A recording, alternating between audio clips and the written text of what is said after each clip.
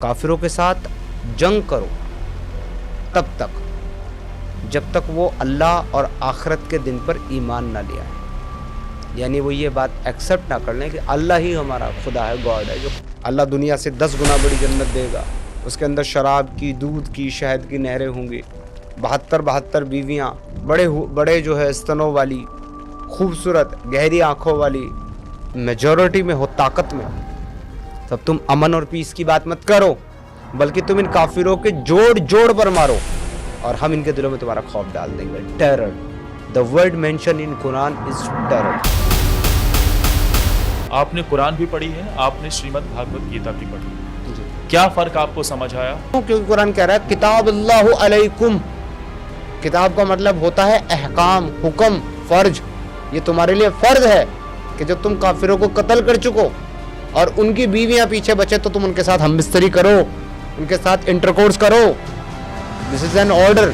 या आप इसको आइडल मान सकते हैं कि एक आदमी 53 साल की उम्र में एक 6 साल की बच्ची के साथ शादी करे और 9 साल की उम्र में उसके साथ इंटरकोर्स, फिजिकल रिलेशनशिप बना। लेकिन अंदर ही अंदर तो जंग छिड़ी होगी ना। तभी तो जिस पाकिस्तान में कभी बड़ी आबादी के हिंदू रहते थे, सिख रहते थे, आज वहां पर वो आप क्यों देते पाकिस्तान की मिसाल? आपके हिंदुस्तान में अंदर अंदर जंग छिड़ी हुई है, हमारे हिंदुस्तान में अंदर अंदर आग लगी हुई है। कश्मीर क्या है, उसका नमूना ही तो है। बंगाल क्या है, उसका नमूना ही तो है। मस्जिद तोड़ोगे तो दंगे करेंगे, मजार तोड़ोगे तो दंगे करेंगे, फेस्टिवल नहीं मनाने दोगे, ताजिया मुहर्रम नहीं मनाने दोगे तो दंगे करेंगे, रोड पे नमाज नहीं पढ़ने दोगे तो दंगे करेंगे, और फिर तुमको धमकियां भी देंगे कि 15 मिनट के लिए पुलिस हटा दो। क्या होता है जन्नत? 2 ही वर्ड बोलूंगा, वही है जन्नत, जीबी रोड। मदरसे में क्या कट्टरता पढ़ाई जाती है? कि क्या इस्लाम टेररिज्म को सपोर्ट करता है? मैंने कहा बिल्कुल नहीं। इस्लाम टेररिज्म को सपोर्ट नहीं करता, इस्लाम टेररिज्म को पैदा करता है। रात दिन 15 मिनट करते रहते हैं। अगर गलती से 120 करोड़ ने 15 मिनट के बारे में सोच लिया ना, तो 15 मिनट भी नहीं लगेगी, 15 सेकंड में काम खत्म।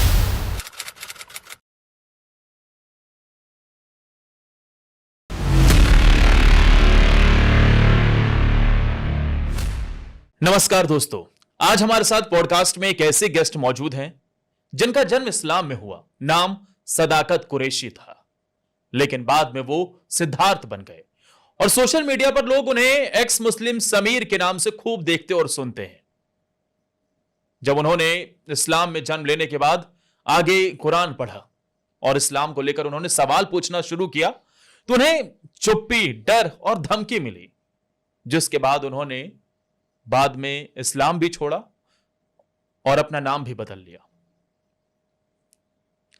समीर भाई साहब, बहुत बहुत स्वागत है आपका। मैं आपको समीर कहूं, सिद्धार्थ कहूं या फिर सदाकत कुरैशी कहूं? आप मुझे सिद्धार्थ कह सकते हैं, समीर कह सकते हैं, क्योंकि सब लोग मुझे समीर के नाम से, एक्स मुस्लिम समीर के नाम से जानते हैं। सिद्धार्थ मेरा नाम है। सनातन में घर वापसी करने के बाद सिद्धार्थ चतुर्वेदी नाम रखा मैंने। सदाकत मेरा पहला नाम था, जो कि इस्लामी नाम था, जो मेरे माता पिता ने मुझे दिया था, जिसका मैं अभी त्याग कर चुका हूँ। तो आप मुझे सिद्धार्थ या समीर दोनों में से कुछ भी बुला सकते हैं, सदाकत तो मैं नहीं हूँ।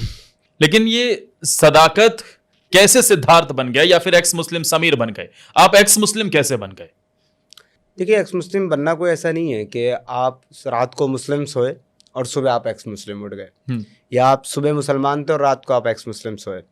ये एक लॉन्ग जर्नी होती है, एक ऐसा पूरा पीरियड होता है जिसमें आप संघर्ष कर रहे होते हैं अपने आप के साथ, अपनी पहचान, अपनी आइडेंटिटी के साथ, या आप ये जानने की जद्दोजहद और जुस्तजू में लगे रहते हैं कि आप आखिर हैं कौन, क्यों हैं, क्या आपका उद्देश्य है, क्या आप करने आए, किसने आपको भेजा। ये सारे जो सवालों की जो जवाब हैं, उनको ढूंढते हुए एक जद्दोजहद में, एक जुस्तजू में, जब आप अपनी ज़िंदगी का एक लंबा सफ़र तय करते हैं और फिर जाकर के आप एक लंबी स्टडी, रिसर्च करने के बाद आपको जब हकीकत आईने की तरह आपके सामने साफ हो जाती है, तब आपको पता चलता है कि ये मज़हब या ये अकीदा या ये विदेशी आइडियोलॉजी, जिसको आप अपने माबूद, अपने खुदा की तरफ से हकीकी और सच्चा मज़हब मान करके फॉलो कर रहे थे, वो तो असल में एक झूठ का पुलिंदा है, इससे ज़्यादा कुछ भी नहीं है। जिसको शायद कुछ लोगों ने अपनी पॉलिटिकल जो नीड्स हैं या पॉलिटिकल डिज़ायर हैं वो पूरा करने के लिए इस आइडियोलॉजी को, इस कल्ट को तैयार किया है। इससे ज़्यादा इसके अंदर कुछ है ही नहीं। तो जो चीज़ें आपको बताई गई या जो चीज़ें आपने आज तक समझी, जिन पर आपने यकीन किया, अल्लाह के होने पर, अल्लाह के नबी पर, अल्लाह के फरिश्तों पर, हिसाब किताब पर, आखिरत पर, जन्नत जहन्नम पर, इस सब के पीछे का जो एक पूरा का पूरा बेस है, जब आप उसको जानते हैं तब आपको समझ में आता है कि दुनिया में आपको लड़ाने के लिए, आपको एक टूल की तरह इस्तेमाल करने के लिए, दुनिया में आपको माले गनीमत और ग़ुलाम लोंडियों और ताकत और शोहरत और दौलत और हुकूमत का लालच दिया जाता है।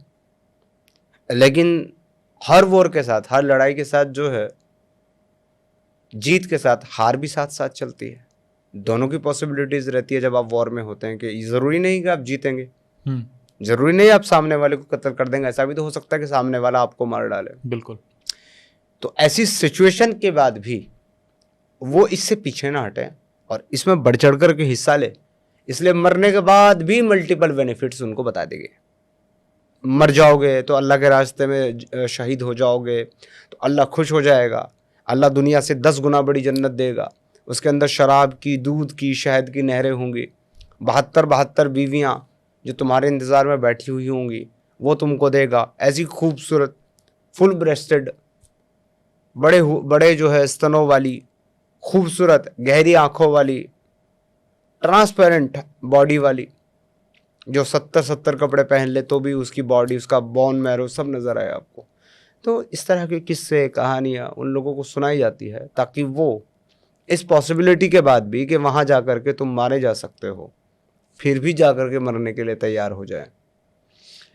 तो ये सब पे रिसर्च करने के बाद, इस सब की हकीकत जानने के बाद फिर मैं रिलेट कर पाया कि असल में वो आतंकी संगठन जिनको आज के कुछ मुसलमान, सो कॉल्ड मुसलमान, ये कह कर के आतंकी कहते हैं कि इस्लाम जो है वो अमन पसंद मज़हब है, इस्लाम का टेररिज्म और आतंकवाद से कोई लेना देना नहीं है, तो जो आतंकवादी है ना तो वो मुसलमान है ना उनका इस्लाम से कोई ताल्लुक़ है, ये कह करके जिनको डिनाई करने की कोशिश हमारे सो कॉल्ड मुसलमान करते हैं, असल में इस्लाम के जो इस्लाम टेक्स्ट के अंदर है, जो इस्लाम कुरान के अंदर है, जो इस्लाम अहादीस के अंदर है, उस इस्लाम के एक्चुअल फॉलोअर तो वही टेररिस्ट हैं। फिर ये जो बैठ करके उनको फतवा दे रहे होते हैं कि वो मुसलमान नहीं है, इस्लाम ऐसा नहीं सिखाता, ये तो मुसलमान है ही नहीं, ये तो मुनाफिक हैं इस्लाम के मुताबिक। मुनाफिक कहते हैं हिपोक्रेट को, जो सामने से दिखाए कि मैं मुसलमान हूँ, मेरे से बड़ा मुसलमान कोई नहीं है, लेकिन असल में वो इस्लाम को फॉलो ही ना करते हो, या इस्लाम को समझते ही ना हो, या इस्लाम को जानते ही ना या मानते ना। आज के इन हमारे सो कॉल्ड मुसलमानों का, जिनको आप अक्सर टीवी चैनल्स के ऊपर, सोशल मीडिया में और अलग अलग प्लेटफॉर्म पर, जलसों में और इस सब चीज़ों में आप जिनको खुतबा देते हुए देखते हैं, क्या वो कह रहे हैं Islam is a religion of peace, इस्लाम बड़ा प्यारा मज़हब है, शांति का मज़हब है, अमन का मज़हब है, ये जो टेररिस्ट कर रहे हैं हम इनको लानत भेजते हैं, इनका इस्लाम से कोई लेना देना नहीं है, इनका कोई मज़हब नहीं है, आतंकवाद का, टेररिज्म का कोई मज़हब नहीं होता, ये सारे के सारे हिपोक्रेट मुसलमान हैं। कारण इसका ये है कि जिस आतंकवादी का कोई मज़हब नहीं होता, वो आतंकवादी जब मारा जाता है तो उस आतंकवादी की नमाज जनाजा मज़हब के तरीके से ही होती है। वो आतंकवादी जब मारा जाता है तो उसको दफन करने का तरीका भी मज़हबी ही होता है, उसकी कब्र भी मज़हबी होती है, उसकी कब्र पर पढ़ा जाने वाला फातिहा भी मज़हबी होता है, उसकी मगफिरत की दुआ करने के लिए जो हाथ उठते हैं ना वो भी मज़हबी हाथ होते हैं। और ये उस आतंकवादी का अंजाम है जिसका मज़हब से कोई लेना देना नहीं है। लेकिन हम जैसे लोग जो अपने आप को एक्स मुस्लिम कहते हैं, मुल्हिद कहते हैं, मुर्तद कहते हैं, उनके लिए इस्लाम में क्या हुक्म है साहब? मन बद्दल दीनहु फक्तुलहु, जो कोई अपना दीन छोड़ दे उसे मार डालो तुरंत। अब अगर मर गए तो उसके बाद फतवा क्या है कि इनको मुसलमानों के कब्रिस्तानों में नहीं दफनाया जा सकता, इनकी नमाज जनाजा इनकी नहीं पढ़ाई जा सकती। क्यों? क्योंकि काफिर हैं, इस्लाम से फिर गए। यानी आप ये कह रहे हैं जिसने कुरान पढ़ी है, जिसने फिर इस्लाम छोड़ा है, उसके लिए ये सारी चीज़ें प्रतिबंधित हैं, लेकिन दूसरी तरफ एक आतंकवादी के साथ जो इस्लाम की बातें हैं वो सब ट्रीट हो रही हैं। आपने इन सब चीज़ों का जिक्र किया, लेकिन कोई भी मजहब हिंसा, आतंकवाद तो नहीं बढ़ाता। क्या इस्लाम में आप किस तरीके से कह रहे हैं कि भाई ये सारी चीज़ें होती हैं और असली इस्लामिक काम वही कर रहे हैं? ऐसा क्यों आप कह रहे हैं? देखिए, आपका ये जो एक स्टैंड है ना कि कोई मजहब हिंसा की बातें या फिर नफरती चीज़ें नहीं सिखाता, देखिए मैं इससे अग्री नहीं करता मजहब के कॉन्सेप्ट में। क्योंकि आप जब मजहब कहेंगे तो फिर ये वाला सेंटेंस जो है, ये वाला आर्गुमेंट जो है वो इनवैलिड है। क्यों? बताता हूं मैं आपको आगे। लेकिन अगर आपने यहीं पर धर्म कहा होता तो मैं आपकी बात से अग्री कर जाता। धर्म वाकई लोगों को डिवाइड नहीं करता, वो लोगों को मारता नहीं है, वो लोगों को नफरत नहीं सिखाता। धर्म किसी को सही या गलत जज करने के लिए ये नहीं कहता है कि जो आपके धर्म का है मानने वाला है या आपके गॉड का मानने वाला है वो सही है, जो उसका मानने वाला नहीं है वो गलत। धर्म इस तरीके से आपको जज करता नहीं है।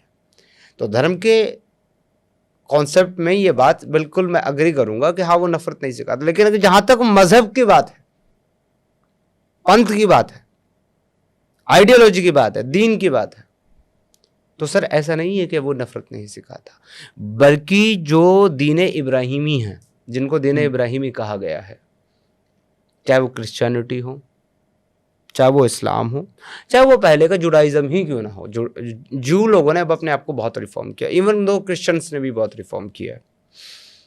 इस्लाम एक ऐसा मजहब है जिसमें रिफॉर्मेशन पॉसिबल नहीं है, हो ही नहीं सकती, अलाउ ही नहीं किसी को रिफॉर्म करना, और ना किसी चीज़ का भी डिनाई करना अलाउ है। तो इसमें तो रिफॉर्मेशन नहीं हो सकती। मगर ये तीनों ही आइडियोलॉजी, ये तीनों ही मजहब, इन तीनों के टेस्टिमेंट में, ओल्ड टेस्टिमेंट में, न्यू टेस्टिमेंट में, कुरान में, हदीसों में आपको नफरत मिलेगी, आपको मारकाट मिलेगी। कहाँ पढ़ाया जाता है कुरान के अंदर कि कट्टरता का पाठ, जिहाद का पाठ? मदरसों में। उन मदरसों में पढ़ाया जाता है जहां बच्चों की उम्र 8 से 10 या 12 साल होती है, और उन बच्चों का जो ब्रेन है वो इतना मासूम होता है कि उसको बेचारे को ये पता ही नहीं होता है कि उसको जो पढ़ाया जा रहा है वो है क्या। उसको समझने में, ऑब्जर्व करने में उसको ज़िंदगी के कम से कम 15 से 20 साल लग जाते हैं। एज में पढ़ा तो जाता है उसको 9 साल में, 9 साल में उलूम पढ़ा दी जाते हैं उसको। लेकिन वो जो नफरत वाली आप बात कर रहे हैं, तो कहाँ नहीं पढ़ाया जाता? जहाँ जहाँ कुरान पढ़ी जाती है वहाँ वहाँ नफरत पढ़ाई जाती है।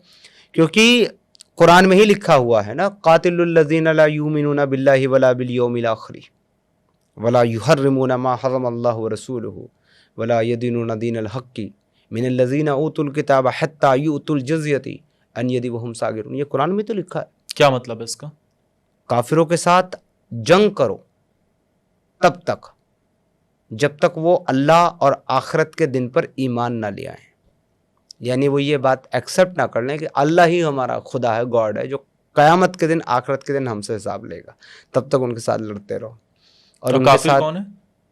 जो अल्लाह पर ईमान नहीं रखते, मोहम्मद पर ईमान नहीं रखते, दीन इस्लाम के हुक्म को नहीं मानते।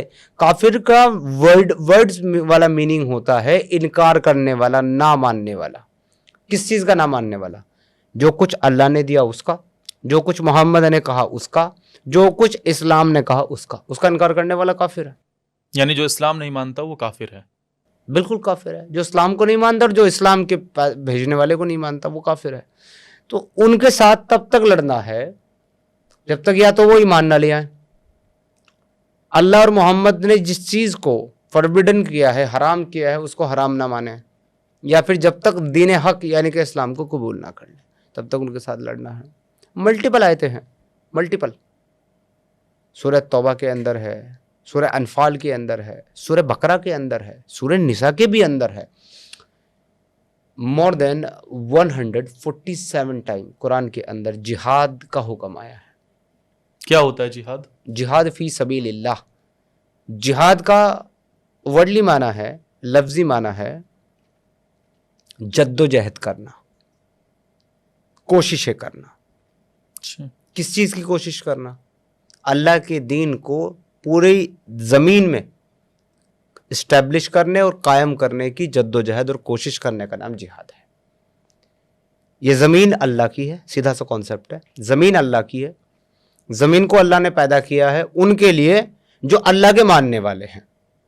तो इस ज़मीन में, अल्लाह की ज़मीन में, अल्लाह के मानने वालों के लिए सिर्फ और सिर्फ अल्लाह का कानून होना चाहिए और सारे के सारे इंसान अल्लाह का कानून फॉलो करेंगे। जो अपनी चाहत से करेंगे वो ईमान लेकर के आएंगे, जो अपनी चाहत से नहीं करेंगे वो जिजिया यानी कि गुंडा टैक्स पे करेंगे, इस वजह से कि वो अल्लाह के कानून के सामने सरेंडर नहीं कर रहे, अल्लाह के दीन में नहीं आ रहे हैं, वो जिजिया देंगे। और जो बचे कुछ लोग हैं जो ना जिजिया देंगे ना इस्लाम कबूल करेंगे, उनका सिर्फ एक ही अंजाम है जिसके बारे में कुरान कहता है कि जब तुम मेजॉरिटी में हो, ताकत में हो, तब तुम अमन और पीस की बात मत करो, बल्कि तुम इन काफिरों के जोड़ जोड़ पर मारो और हम इनके दिलों में तुम्हारा खौफ डाल देंगे। Terror, the word mention in Quran is terror, but Islam terrorism का मजहब नहीं है। कुरान कहता है ए नबी, हमने तुमको काफिरों के लिए टेरर बना करके भेजा है, टेररिस्ट बना करके भेजा है। बट सर, इस्लाम टेररिज्म को, टेररिस्टों को सपोर्ट नहीं करता है। किस आयत में लिखा हुआ है? मल्टीपल में। I have been commanded to fight with those till they say ला इलाहा इल्लल्लाह। मोहम्मद साहब कह रहे हैं हदीस के अंदर, यू कैन सर्च, कि मुझे हुक्म दिया है अल्लाह ने कि मैं तब तक काफिरों के साथ जंग लड़ता रहूं जब तक वो ला इलाहा इल्लल्लाह ना पढ़ लें, ना तस्लीम कर लें, तब तक। और अगर वो कलमा पढ़ लें, इस्लाम कबूल कर लें, तो फिर उनका माल और उनकी जान मेरे ऊपर हराम हो गई। मतलब ये मोहम्मद साहब कह रहे हैं, मेरे ऊपर तब हराम हो गई किसी भी इंसान की जान और उसका माल, ना तो उसका माल लूटूंगा ना मैं उसकी जान लूंगा, जब वो इस्लाम में दाखिल हो गया बाई सेइंग वर्ड ला इलाहा इल्लल्लाह। बाकी वो फॉलो करे या ना करे, ये अल्लाह के और उसके बीच का मामला है। वो अल्लाह आखिरत के दिन उससे हिसाब लेगा कि तुमने इस्लाम को फॉलो किया कि नहीं किया।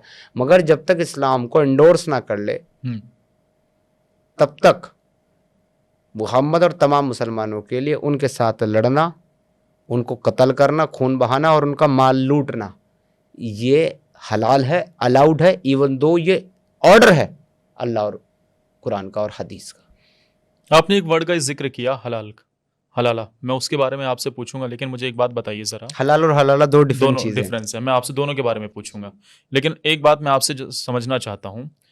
हमारी सलीम भाई से बात हुई थी, एक्स मुस्लिम सलीम से, उनके साथ हमने पॉडकास्ट किया, लेकिन उन्होंने ये कहा कि हम एक्स मुस्लिम हैं, हम किसी दूसरे मजहब को नहीं मानते हैं, हम अभी भी मुसलमान ही हैं, लेकिन हम कुरान को नहीं मानते हैं।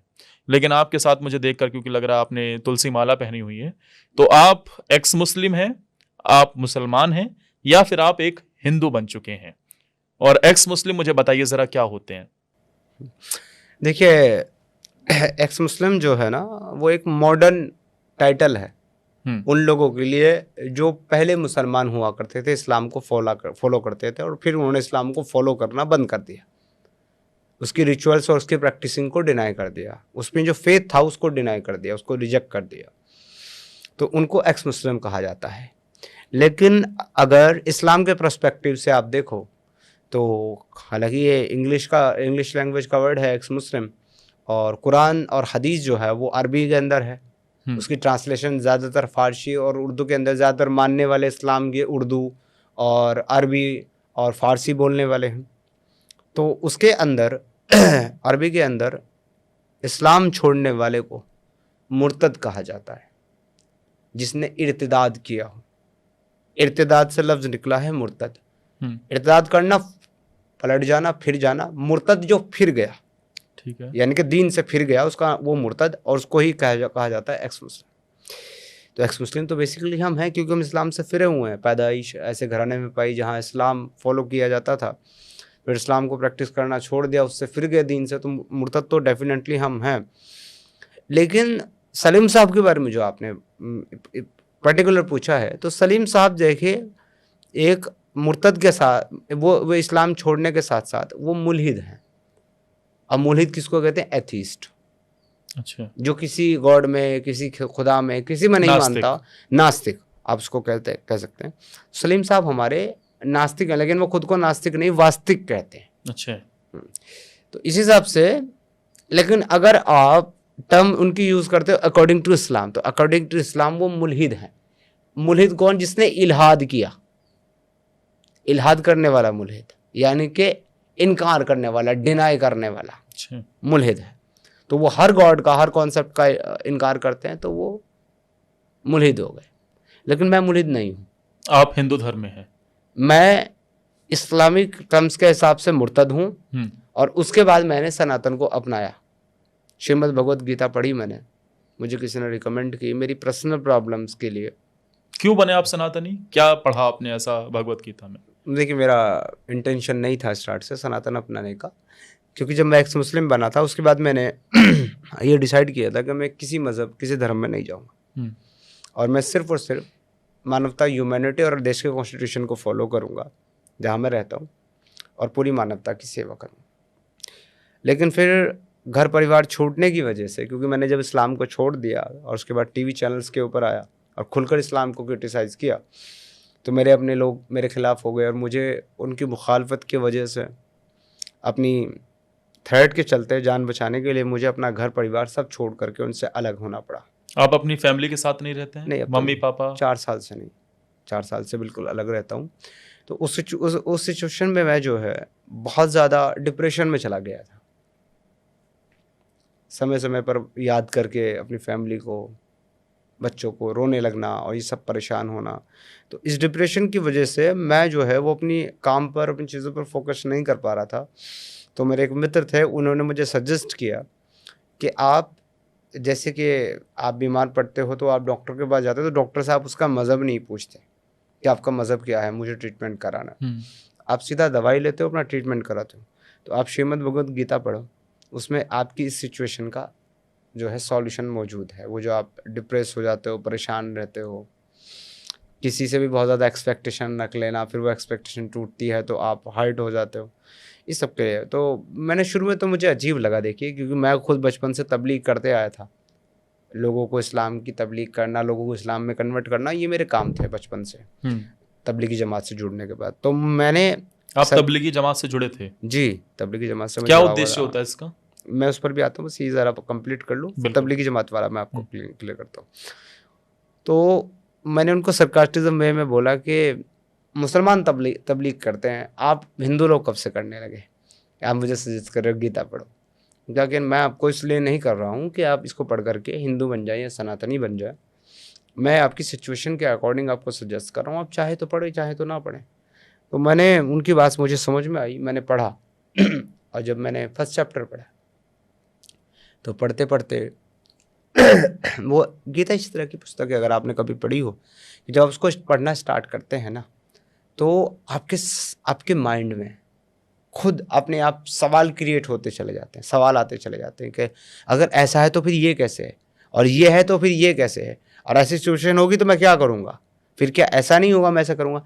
तो कहीं ना कहीं जो ज्ञान भगवान श्री कृष्ण जो है वो अर्जुन को दे रहे हैं, तो कहीं ना कहीं जब आप श्रीमद् गीता, भगवत गीता का पाठ करते हैं तो आप अर्जुन हो जाते हैं, और आपको ज्ञान देने वाले भगवान श्री कृष्ण जो है वो गीता के अनुसार आपको ज्ञान दे रहे होते हैं।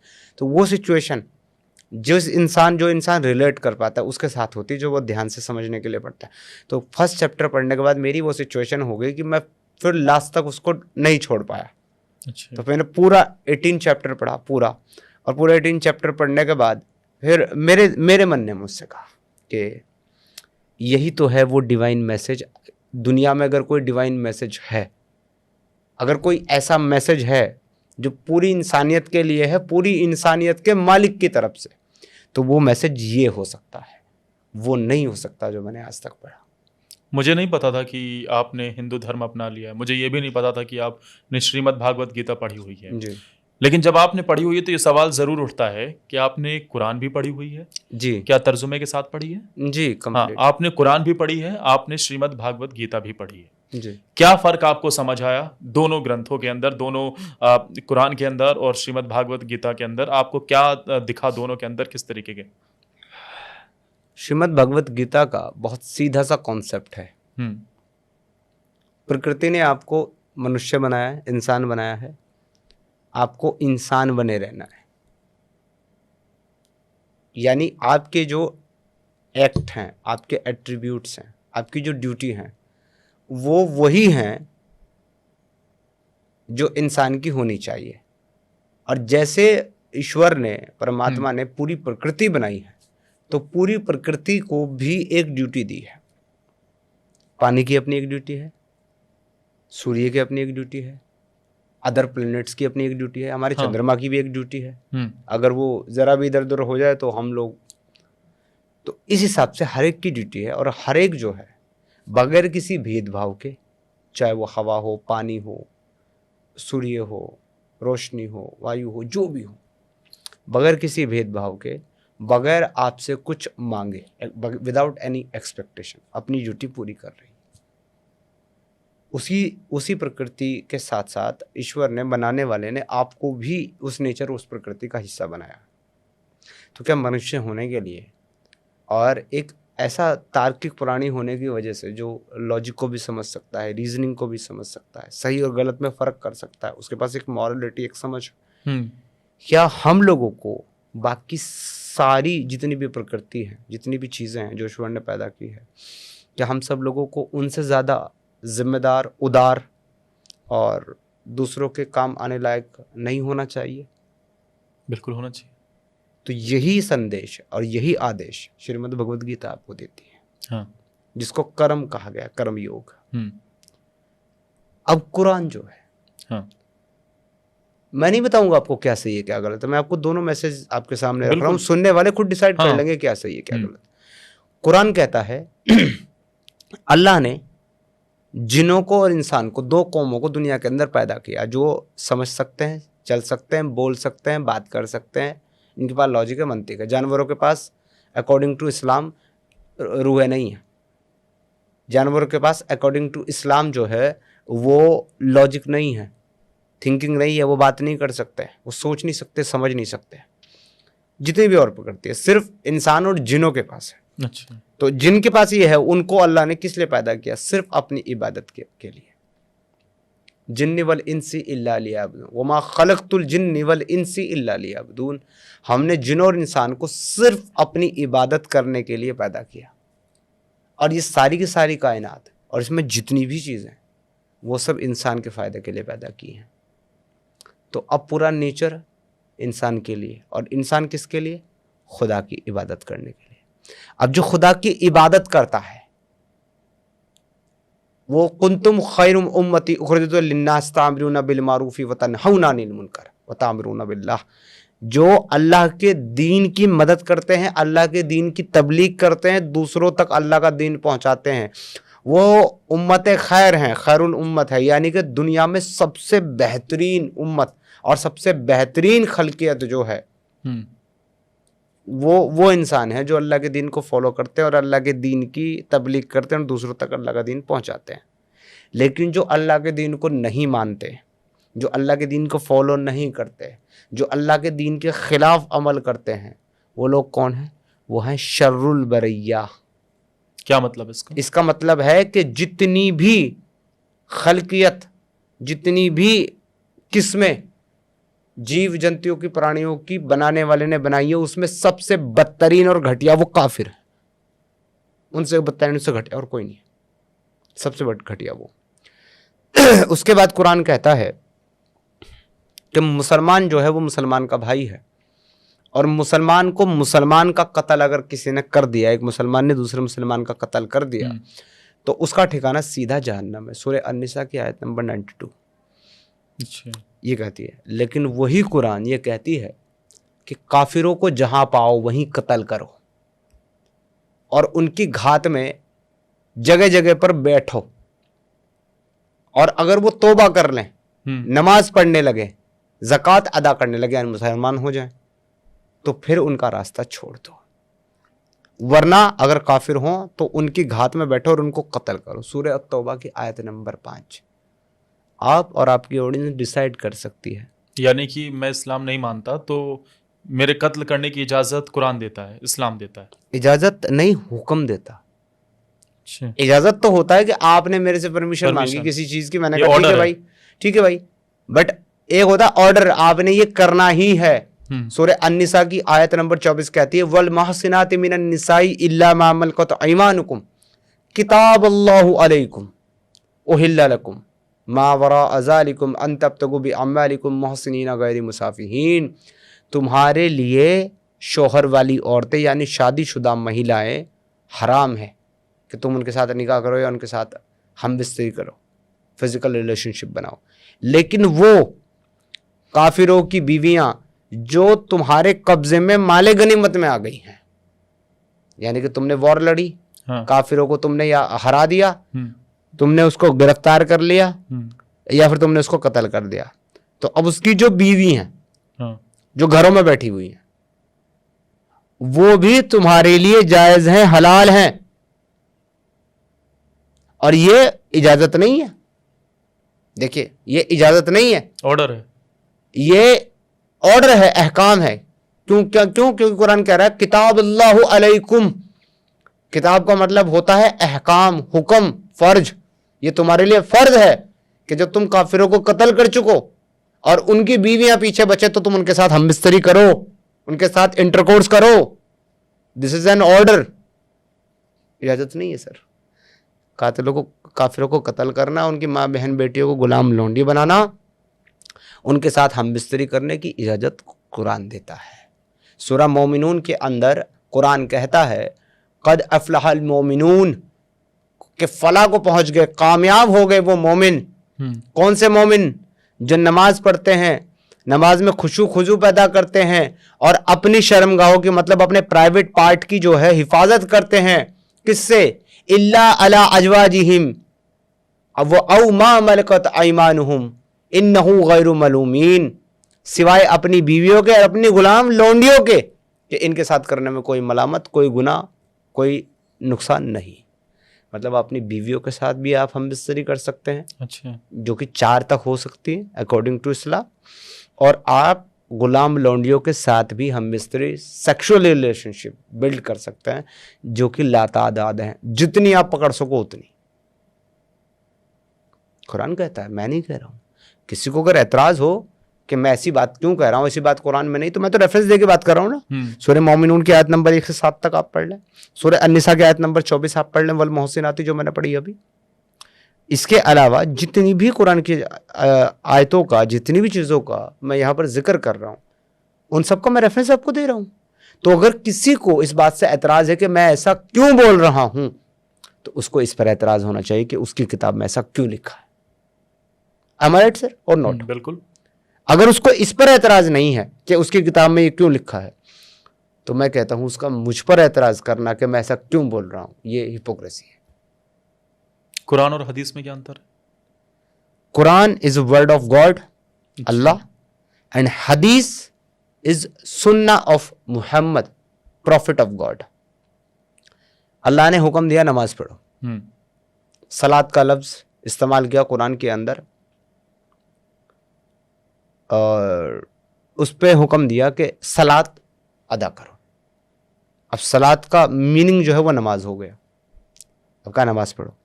अब वो नमाज कैसे पढ़नी है, कितनी रकात पढ़नी है, इसका जिक्र कुरान में नहीं है। तो वो नमाज पढ़ने के लिए आप कहाँ से जानोगे नमाज कैसे पढ़नी है? वो बताती है आपको हदीस। अच्छा, मुहम्मद की हदीस। मुहम्मद ने जो काम किया, जिस तरीके से किया, वो सुन्नत है, और मुहम्मद ने जिस काम को करने का, जिस तरीके से करने का हुक्म दिया, वो हदीस है। Means word of Mohammed is हदीस, सिंपली अगर आप समझना चाहो, वर्ड ऑफ मोहम्मद इज हदीस, word of Allah is Quran. और हदीस में किस तरीके की बातें लिखी हैं, और क्या आप उनसे भी इत्तेफाक करते हैं? सेम देखिए, दुनिया का एक ऐसा इंसान जिसके बारे में कुरान कहता है कि हमने उसको रहमतुल्लिल आलमीन बनाकर भेजा है, यानी पूरी दुनिया के लिए मर्सी बनाकर भेजा है। और कहता है कि हमने उसको उसवतुल हसना बनाया है, बेहतरीन रोल मॉडल, आइडल पर्सन आपके लिए, तमाम दुनिया के लिए। तो उस बेहतरीन रोल मॉडल को, बेहतरीन नमूने को और उस मर्सी मैन को अगर हमने देखना है तो यही समझेंगे ना कि वो मर्सी है, दयालु है, सारी दुनिया के लिए आइडल है, रोल मॉडल है। लेकिन जब हम हदीस को पढ़ते हैं तो सब हमें तो वो कहीं से भी आइडल नजर नहीं आता, हमें कहीं से भी वो रहमतुल्लिल आलमीन नजर नहीं आता। ऐसा क्यों कह रहे हैं आप?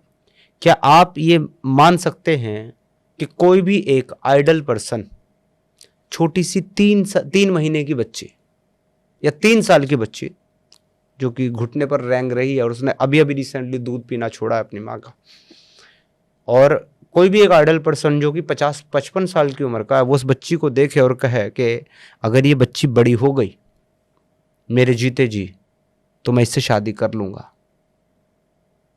और वो भी तब जब वो बच्ची उसके अपने खास दोस्त की बेटी हो, आप इसको आइडल मान सकते हैं? मेरी समझ से तो नहीं। या आप इसको आइडल मान सकते हैं कि एक आदमी 53 साल की उम्र में एक 6 साल की बच्ची के साथ शादी करे और 9 साल की उम्र में उसके साथ इंटरकोर्स, फिजिकल रिलेशनशिप बनाए? आप इसको आइडल मान सकते हैं? बिल्कुल नहीं। चलिए, इसको तो मान ही सकते होंगे ना कि एक आदमी जो है किसी को अपना मुंह बोला बेटा मुकर्रर करे, उसको कहे आज से तुम मेरे बेटे हो और तुम्हारा नाम जो है वो मेरे नाम के साथ जुड़ गया, यानी कि आप उसको सरनेम में अपना नाम दे देते हैं। फिर आप उसकी शादी कराते हैं एक लड़की से, और जब शादी हो जाती है तो शादी के कुछ टाइम के बाद आप उस अपने बेटे से, मुंह बोले बेटे से, उस लड़की का तलाक करवा देते हैं, और तलाक करवाने के बाद में आप उससे निकाह कर लेते हैं उस लड़की से, जो कि अब तक आपके मुंह बोले बेटे की बीवी यानी आपकी बहू थी, आप उसको बहू से बीवी बना लेते हैं। इसको तो आप आइडल मान ही सकते हैं ना? नहीं, बिल्कुल नहीं। तो ये सब किसने किया है, कहाँ लिखा हुआ है? कुरान सूरा अल अहजाब चैप्टर नंबर 33 वर्स नंबर 37। और किसने किया है? हजरत प्रॉफिट मोहम्मद साहब ने, आइडल पर्सन ने, अपने मुंह बोले बेटे जैद की बीवी ज़ैनब को अपनी बीवी बना लिया, अपनी बहू से अपनी बीवी बना लिया। वही ज़ैनब जिनका 36 के अंदर जिक्र आता है, यानी कि 33 की 36 के अंदर जब उसने जैद से शादी करने से इनकार कर दिया तो अल्लाह कहता है, कुरान कहता है कि किसी भी इंसान को अपने किसी भी मामले में फैसला करने का अख्तियार तब खत्म हो जाता है जब उसके उस मामले में कोई भी फैसला अल्लाह और उसका रसूल कर ले। अब अल्लाह के रसूल ने फैसला कर लिया कि ज़ैनब को जैद से शादी करनी है तो करनी पड़ेगी, उसका हक खत्म हो गया इनकार करने का, तो उसने शादी की, क्योंकि वो कह रही थी कि ये तुम्हारा मुंह बोला बेटा है, मैं ऊंचे घराने की हूँ। क्योंकि उस टाइम पे अरबियों के अंदर जो है ना वो खानदान, ट्राइब, हसब नसब बहुत चलता था। तो कहती है कि तुम्हारा मुंह बोला बेटा है, गुलाम है, तुम्हारी पहली बीवी खदीजा ने तुमको गुलाम, उसका गुलाम था, उसने तुमको तोहफे में दिया, तुमने बेटा बना लिया, मैं इसके साथ शादी कैसे कर सकती हूँ? अल्लाह ने कह दिया कि नहीं, लड़के ने इनकार किया। हाँ, ज़ैनब ने इनकार किया, तो अल्लाह ने कह दिया कि नहीं, तुम्हारे पास ये अख्तियार नहीं है कि तुम इसके बाद इनकार करो कि मोहम्मद ने हुक्म सुना दिया, मेरे रसूल ने तुमको हुक्म सुना दिया कि तुम्हें शादी करनी। लिहाजा उसने की। उसके कुछ दिन बाद इनकी तारीखी किताबों में लिखा हुआ है कि मोहम्मद साहब जो है वो गए ज़ैनब के घर पे जैद से मिलने। जैद वहाँ थे नहीं, ज़ैनब घर के कपड़ों में, शायद नामुकम्मल कपड़ों में, यानी मुकम्मल तौर पर कपड़े नहीं थे बदन पर, उस सिचुएशन में, हालत में काम कर रही थी। मोहम्मद साहब ने देखा उस सिचुएशन में, कहा सुभान अल्लाह या मुक़ल्लिबुल क़ुलूब, तमाम तारीफ़ तो उस अल्लाह के लिए है जो किसी की भी तरफ दिल फेर देता है, यानी कि दिल माइल कर देता है, या ये कह सकते हैं कि किसी पे भी दिल आ जाता है उसका। तो सब तारीफ़ अल्लाह के लिए जो किसी पर भी दिल उसका ला सकता है। घर जाते हैं, उसके बाद में जब शाम को जैद आते हैं तो ज़ैनब कहती है कि आपके अब्बू आए थे और इस तरह के अल्फाज कह के गए। तो जैद पहुँच जाते हैं अपने वालिद साहब के पास, क्योंकि एहसान के नीचे दबा हुआ लड़का है, एक गुलाम था, बाप मिल गया, उसने अपना बेटा बना लिया, वक्त का नबी है जिसको सब अपना प्रॉफिट मानते हैं, वो उसको बेटा बना ले तो उसके लिए तो बड़ी बात है। तो एहसान में दबा हुआ ये जैद कहता है कि मैं उसको तलाक दे देता हूँ, आप उससे शादी कर लें ज़ैनब से। तो रसूलुल्लाह कहते हैं कि नहीं नहीं, अल्लाह से डरो और अपनी बीवी को अपने पास रख। आगे वही आयत कहती है लेकिन अल्लाह जाहिर करने वाला था वो बात जो आपने अपने दिल में छुपा रखी थी। कौन सी बात? जैद तलाक दे दे तो मैं शादी कर लूं। लिहाजा जब आपके बेटे जैद ने उससे अपनी कोई हाजत, अपनी कोई ख्वाहिश नहीं रखी तो हमने आपका निकाह उसके साथ कर दिया। ये अल्लाह कह रहा है कुरान में, अल्लाह कह रहा है कुरान में कि हमने तुम्हारे मुंह बोले बेटे की बीवी से तुम्हारी शादी करा दी है ताकि मुसलमानों को अपने मुंह बोले बेटों की बीवियों से शादी करने में कोई दिक्कत ना रहे जब उनको तलाक दे दें। आइडल मानते हैं आप इस पर्सन को? आपने कुरान पढ़ी, कब आपको ऐतराज हुआ? उसकी लिखी हुई किस बात से सबसे पहले ऐतराज हुआ था? क्या आपने, आप इतने इमाम हैं, मदरसे में मौलाना हैं, क्या आपने किसी से सवाल पूछने की कोशिश की कि भाई ये लिखा हुआ है, ये चीज़ें ऐसी होनी चाहिए थी? पूछा मैंने, उन्होंने कहा कि जो मुंह बोला बेटा होता है वो सगा बेटा नहीं होता, लिहाजा कर सकते हो। उन्होंने कहा कि जो आप गोद ली बच्ची होती है जिसको आप पाल लेते हो बचपन में, सपोज कोई 2-3 साल की 5 साल की कोई बच्ची है, आपने उसको उठाया, आपकी बीवी ने उसको दूध नहीं पिलाया क्योंकि दूध पीने की उम्र नहीं है उसकी, आपने उसको पाल लिया, बड़ी हो गई, जवान हो गई, एक दिन आपने उसको देखा, हालांकि गैर महरम है आपके लिए, आप उसको देख भी नहीं सकते बगैर पर्दे के, लेकिन अगर आपकी नज़र पड़ गई और आपकी नज़र पड़ने के बाद आपका दिल आ गया उसके ऊपर और आप कहोगे ये तो बड़ी खूबसूरत है, मैं तो उससे शादी करना चाहता हूँ, तो बिल्कुल आप कर सकते हैं। दिस इज हलाल, इट इज़ अलाउ इन इस्लाम। तो ये इस्लाम है साहब, वो मानते हैं कि हाँ हलाल है हमारे यहाँ, हम कर सकते हैं। तो वो मानते हैं ये समझ करके कि ये हमारे अल्लाह का हुक्म है, ये हमारे नबी की सुन्नत है। मगर मेरे जैसा इंसान लानत भेजता है ऐसे हुक्म पर और ऐसी सुन्नत पर जो इंसान से उसके इंसान होने का एहसास तक छीन ले।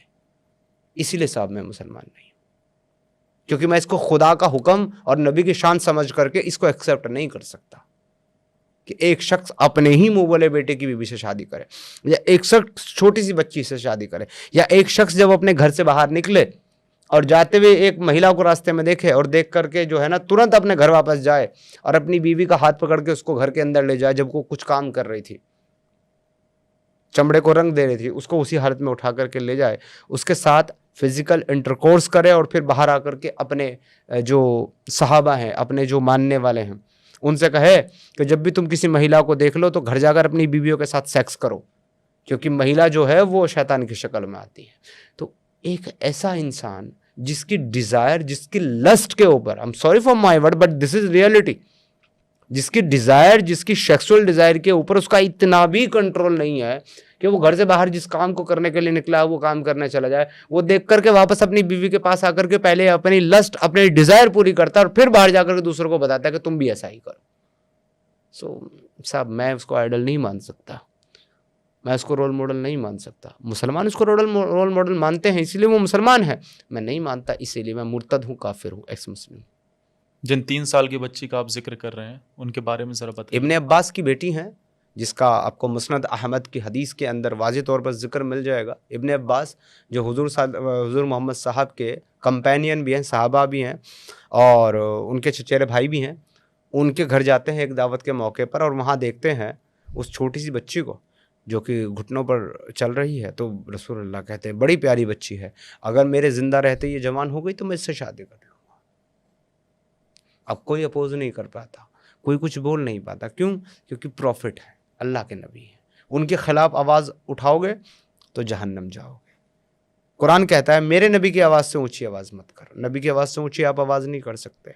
अतिउल्लाहि व अतिउर रसूल, अल्लाह की इताअत करो, अल्लाह के रसूल की इताअत करो, जो अल्लाह कहे वो मानो, जो अल्लाह का रसूल कहे वो मानो।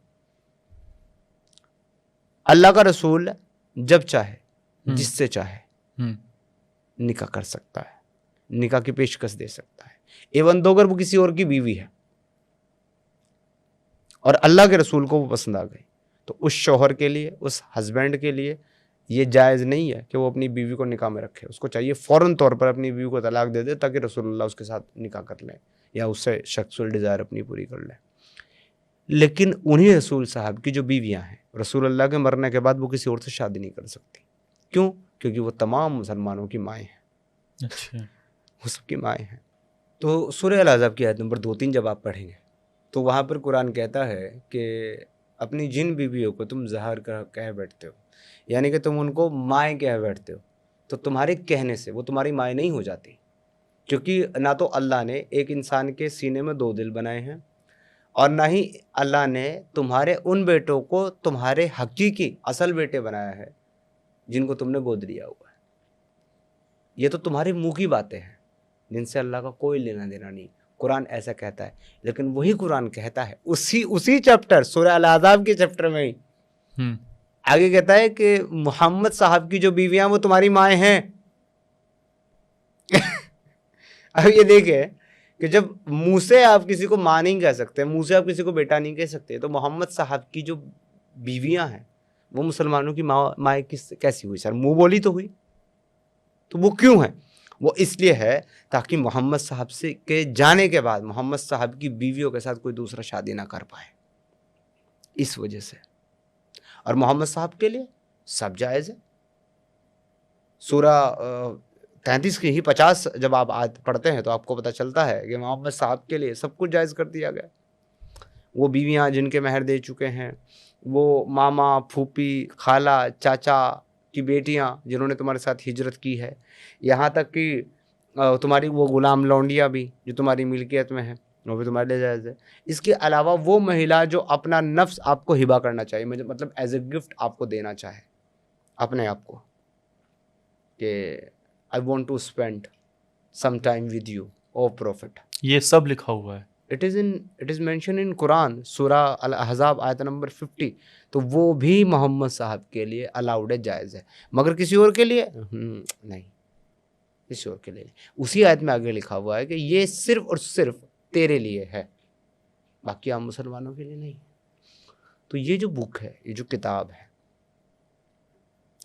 ये सिर्फ और सिर्फ मोहम्मद साहब की सेक्सुअल लाइफ को सेटिस्फाई करती हुई, उनके जो घर के झगड़े हैं, पर्सनल इश्यूज, प्रॉब्लम है, उनके अंदर जो है वो पंचायत लगाती हुई, मोहम्मद साहब को डिफेंड करती हुई, मोहम्मद साहब के अगेंस्ट जो भी है उसको धमकी देती हुई, उसको डांटती हुई, उसको गाली गलौज करती हुई नज़र आती है। इसके अलावा इस किताब के अंदर ऐसा कोई स्पिरिचुअल मैसेज नहीं है जो पूरी दुनिया, पूरी इंसानियत, पूरी कायनात के लिए हो, सिवाय इसके कि अल्लाह ही ने सारी कायनात को बनाया है, मोहम्मद उसका रसूल है और अल्लाह ही की इबादत करो। इसके अलावा कोई यूनिवर्सल मैसेज कुरान में नहीं है, एक भी नहीं। कुरान की कौन सी आयतें थी जो सबसे पहले आपके मन में सवाल उठाती थी? कुरान की सारी आयतें सवाल उठाने वाली हैं। कुरान के अंदर ऐसी कोई आयत नहीं है जिसका अगर एक मुसलमान ट्रांसलेशन तर्जुमे के साथ पढ़े और वो अपना सर ना नोचने बैठ जाए और वो ये सवाल करने ना बैठ जाए कि हाउ इज़ इट पॉसिबल। जैसे कि कुरान कहता है कि हमने तुमको जो है उछलते हुए पानी से पैदा किया, मतलब मेल स्पर्म को कुरान किस तरीके से डिफाइन कर रहा है। देखिए, कुरान कहता है कि हमने तुमको उछलते हुए पानी से पैदा किया, जो पैदा होता है रिब्स, पसली और रीढ़ की हड्डी के दरमियान से। अब बताइए, अगर कोई जरा भी साइंस का स्टूडेंट होगा, साइंस पढ़ा हुआ होगा, मेडिकल साइंस किसने जरा सी भी पढ़ी होगी या उसका जरा सा भी वास्ता रहा होगा मेडिकल साइंस से, वो अपने बाल नोचेगा कि नहीं नोचेगा इसको पढ़कर? मगर ये कुरान का साइंस है, ये उस किताब का साइंस है जिसके बारे में मुसलमानों का ये क्लेम है कि सारा का सारा साइंस हमारी कुरान से ही निकला है। ये उस कुरान का साइंस है। उस कुरान का साइंस ये भी कहता है कि हमने जमीन के ऊपर पहाड़ों को जो है कील बना करके ठोक दिया ताकि ये जमीन तुमको लेकर के चलना पड़े, ये उड़ ना जाए। इट इज इन कुरान, सूरह फुस्सिलत आयत नंबर 10 पढ़ लीजिए आप खोल करके। मैं अपनी तरफ से कुछ नहीं कहता, मैं एक भी वर्ड बोलूंगा उसका हवाला दूंगा, एक भी वर्ड। ये उस साइंटिफिक किताब के बारे में बात करते हैं और सारा साइंस उस किताब से निकला है जो ये कहती है कि अल्लाह ने पहले 2 दिन में ज़मीन बनाई, फिर 4 दिन में उसके ऊपर खाने पीने की चीज़ें, जानवर, फसलें पैदा की। उसके बाद अल्लाह को याद आया कि आसमान भी तो बना था। सुम्मस्तवा इलस समाई अलल अर्श, इसके बाद वो आसमान की तरफ मुतवज्जे हुआ और फिर उसने 7 आसमान बनाए और 7 आसमान बनाने के बाद जो आसमान दुनिया है उसके ऊपर उसने चांद, सितारे, सूरज को जो है वो जैसे हम कोई लैंप लगाते हैं, कोई रोशनी की नुमाइश की चीज लगाते हैं, वैसे लगा दिया। मतलब जमीन को, पानी को, खाने पीने की चीजों को पैदा करने के बाद, उस पर पहाड़ ठोकने के बाद फिर अल्लाह ने 7 आसमान और चांद सितारे और सूरज बनाए हैं। ये उस साइंटिफिक कुरान के बारे में क्लेम करते हैं कि सारा साइंस हमारी इस किताब से निकला। अगर कोई जरा भी साइंस का स्टूडेंट हो, पढ़ा लिखा हो ना, उसके पास हमारे इन सवालों के 2 ही जवाब हैं। एक तो जवाब ये है कि यहाँ पर मेटाफोरिकल वे में बात हो रही है, अच्छा, एग्जैक्ट बात नहीं हो रही साइंस की। तो जब कोई इंसान ये कहता है कि मेटाफोरिक वे में बात हो रही है, तो वो तो खुद ही मान लेता है कि यहाँ पर साइंस की बात हो ही नहीं रही, फिर साइंस से इसको कोई लेना देना ही नहीं है। और दूसरा जवाब हमारे इन सवालों का ये है मुसलमानों के पास, जैसे कि जोकर नालायक, जैसे डॉक्टर जाकिर नायक जिसको कहते हैं, ये उसको हम जोकर नालायक के नाम से नवाजते हैं। वो कहता है Quran is the book of science not science. वो ऐसे करके बोलता है, वो जबान देखना उसके दांतों के बीच में रख लेता है, जब बोलता है तो ऐसे कहता है Quran is a book of science not science. तो अगर कुरान जो है वो साइंस की बुक है, साइंस की बुक नहीं है, तो मुसलमानों का ये क्लेम कहाँ से आता है कि सारा का सारा साइंस तो कुरान से ही निकला है। और जब आप साइंस देखने जाओगे कुरान में, तो आप साइंस से जो है दंडवत माफिया मांगोगे कि मुझसे गलती हो गई कि मैं तुम्हें खोजने के लिए इस किताब को खोला। कैसी किताब, कौन सा आसमानी इल्म? आपको डर नहीं लगता कभी? किस चीज का? ये सारी बातें आप खुले तौर पर बोलते हैं, ज्यादा ज्यादा क्या करेंगे साहब, क्या करेंगे ज्यादा से ज्यादा? मेरा धमकियां मिलती हैं? बहुत कुछ मिलता है, गालियां भी मिलती है, धमकियां भी मिलती है, मगर ज्यादा से ज्यादा कोई किसी का क्या नुकसान करता है, कर सकता है सबसे बड़ा, किसी व्यक्ति का उसकी जान ले सकता है, इससे ज्यादा तो कुछ नहीं। आज मर गए, कल दूसरा दिन। तो मुझे अब साहब वो आदमी बता दें जो कभी नहीं मरेगा, जो अमर है, हमेशा रहने वाला है। ऐसे तो कोई नहीं है, सबको मरना है। तो आप अपने आप को एक मृत शरीर मानकर ही चलते हैं कि आत्मा जिंदा है लेकिन शरीर मृत है? जब मैं अपने घर से निकला था 2021 में, हाँ, तो मैं अपने कुछ चंद कपड़े लेकर के निकला था। एक सफेद रुमाल भी था, उसको मैंने सर पे बांध लिया था अपने, सफेद रुमाल, और तब निकला था। तो पूरे रास्ते मेरे जहन में, मेरे दिल में बार बार एक ही सेंटेंस रिपीट हो रहा था, ये रुमाल नहीं मेरा कफन है। मैं साहब घर से कफन बांध के निकला हूं। मैं अपना शरीर उसी घर में छोड़ आया जिस घर में मैंने पैदाइश पाई। जिन माता पिता ने मुझे पैदा किया, मुझे पाला पोसा, मुझे बड़ा किया, मैं उनका कर्जदार हूं, ऋणी हूं, और हमेशा रहूंगा। और मैं उनका कर्ज कभी चुका नहीं सकता। कारण यह है कि मैंने सर जो है अपनी एक गलत चीज को गलत मानने के लिए अपने पूरे परिवार को त्याग दिया। और जिस समय मुझे उनकी सेवा करनी चाहिए थी, जिस समय मुझे उनके उपकार के बदले में ऋणी रह करके उनके चरणों की धूल को अपने माथे पर लगाना चाहिए था, उस समय मैं उनके पास नहीं हूं। लेकिन मैं अपना शरीर, जो शरीर मुझे उनसे प्राप्त हुआ था, आत्मा तो मेरी स्वतंत्र है, अजर अमर है, वो तो फिर कहीं और जाएगी, फिर कहीं और जाएगी। आत्मा तो कभी नहीं मरती, शरीर मरते हैं। तो मैं, मेरा वो शरीर जो है वो उसी घर में छोड़ आया हूं जिस घर में मैंने वो शरीर पाया था। मुझे दिख रहा है कि आप ये बातें करते हुए भावुक उठते हैं।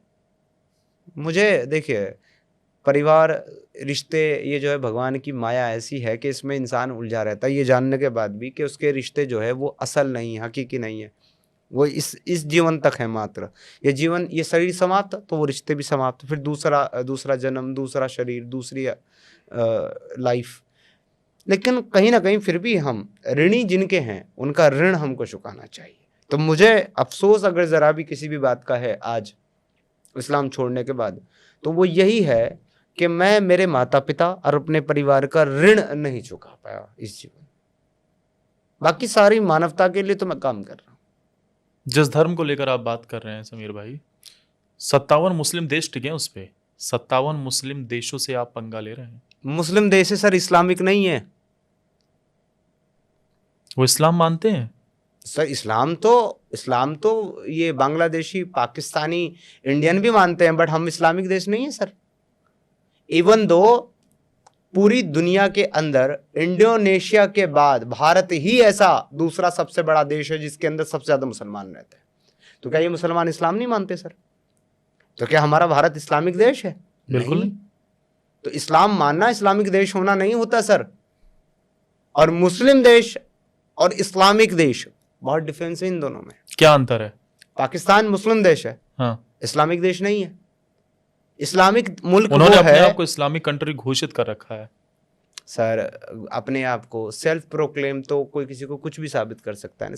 सेल्फ प्रोक्लेम इस्लामिक स्टेट, एक मुसलमान इस्लाम इस्लामी- मानता है ना। देखिए उनका है कंप्लीट नेम इस्लामी जमहूरियत पाकिस्तान, इस्लामिक स्टेट पाकिस्तान। तो वो अपने आप को इस्लामिक स्टेट कह रहे हैं, मगर क्या वो इस्लामिक स्टेट हैं अकॉर्डिंग टू इस्लाम? जवाब है नहीं। क्योंकि इस्लामिक स्टेट वो है साहब जहां पर शरिया कानून कंप्लीटली एस्टेब्लिश और नाफिज हो। पाकिस्तान में नहीं है। पाकिस्तान में 75% ब्रिटिश लॉ है, जो हमारे इंडिया में सेम आपको कॉन्स्टिट्यूशन, सेम धाराएं, सेम आपको ऑफेंस सब कुछ मिलेगा उनके 75% लॉ में। 25% उन्होंने अपने अंदर कुछ चीज़ें की हुई हैं, जैसे ब्lasphemy लॉ, जैसे कि उनके लिए पर्टिकुलर कादियानी के लिए एक लॉ बना रखा है। ये अपने आप को मुसलमान नहीं कह सकते, ये अपने आप को मोहम्मद नहीं कह सकते, इसको ब्lasphemy कंसिडर कर देंगे। तो कुछ चीज़ें हैं, बट कंप्लीटली इस्लामिक शरिया नाफिज नहीं है सर पाकिस्तान के अंदर, और दुनिया में किसी भी कंट्री में नहीं है, पूरे वर्ल्ड में कहीं भी नहीं है। क्योंकि पूरे वर्ल्ड में कंप्लीट इस्लामिक शरिया तब तक नहीं हो सकती जब तक आप कुरान के, इस्लाम के एक छोटे से छोटे हुक्म का भी वायलेशन करते हो। ईरान में तो शरिया कानून लागू है। कहाँ सर? स्लेवरी होती है वहां पर। कई ऐसी घटनाएं निकल कर आई हैं पहले। देखिए ना, इस्लामिक शरिया का मतलब क्या है? Complete law of Allah, complete law of Allah. दीन है इस्लाम। दीन का मतलब होता है लॉ, रूल्स एंड रेगुलेशन। तो जो अल्लाह के लॉ हैं, जो पूरी तरीके से नाफिज हैं, वो इस्लामिक स्टेट है, इस्लामिक शरिया है। इस्लामिक शरिया ये कहती है कि आप जो है काफिरों के साथ जंग करो अगर वो इस्लाम कबूल ना करें। कौन सा मुल्क लड़ रहा है इस बेस पर कि तुम इस्लाम कबूल नहीं करते, तुम्हें मारेंगे? एक का नाम बता दीजिए। कोई भी नहीं। इस्लाम कहता है कि लेकिन अंदर ही अंदर तो जंग छिड़ी होगी ना, तभी तो जिस पाकिस्तान में कभी बड़ी आबादी के हिंदू रहते थे, सिख रहते थे, आज वहां पर वो आप क्यों एक आध देते परसेंट पाकिस्तान की मिसाल? आपके हिंदुस्तान में अंदर अंदर जंग छिड़ी हुई है, हमारे हिंदुस्तान में अंदर अंदर आग लगी हुई है। कश्मीर क्या है? उसका नमूना ही तो है। बंगाल क्या है? उसका नमूना ही तो है। केरला क्या है? उसका नमूना ही तो है। गुजरात क्या है? उसका नमूना ही तो। ये सब के सब जो इंसिडेंट हो रहे हैं, मुजफ्फरनगर क्या है? उसी का नमूना है। हमारे अपने देश के अंदर आग लगी हुई है। हमारे अपने देश के अंदर एक आदमी खड़ा होकर के कहता है 15 मिनट पुलिस हटा दो और तुमको देख लेंगे। 143 या 44 करोड़ जनसंख्या है इस समय भारत की, जिसमें 24 करोड़ है ये कम्युनिटी, मुस्लिम कम्युनिटी। चाहिए तो ये था कि जब छठवां हिस्सा हो देश की पॉपुलेशन का छठवां हिस्सा हो, तो चाहिए तो ये था कि सबसे मिलजुल करके प्यार मोहब्बत के साथ, प्रेम के साथ इस देश को आगे बढ़ाने के लिए काम करते। लेकिन सोच क्या है? मस्जिद तोड़ोगे तो दंगे करेंगे, मजार तोड़ोगे तो दंगे करेंगे, फेस्टिवल नहीं मनाने दोगे, ताजिया मुहर्रम नहीं मनाने दोगे तो दंगे करेंगे, रोड पे नमाज नहीं पढ़ने दोगे तो दंगे करेंगे, और फिर तुमको धमकियां भी देंगे कि 15 मिनट के लिए पुलिस हटा दो। साहब अगर 24 करोड़, हालांकि मैं 24 करोड़ है नहीं ऐसे मूर्ख, वो कुछ चंद लोग हैं इस तरह की बकवास करने वाले, उनको फॉलो करने वाले चंद लोग हैं। लेकिन मैं एक एग्जाम्पल देने के लिए बोल रहा हूँ।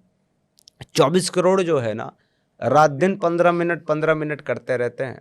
अगर गलती से 120 करोड़ ने 15 मिनट के बारे में सोच लिया ना, तो 15 मिनट भी नहीं लगेगी, 15 सेकंड में काम खत्म हो जाएगा।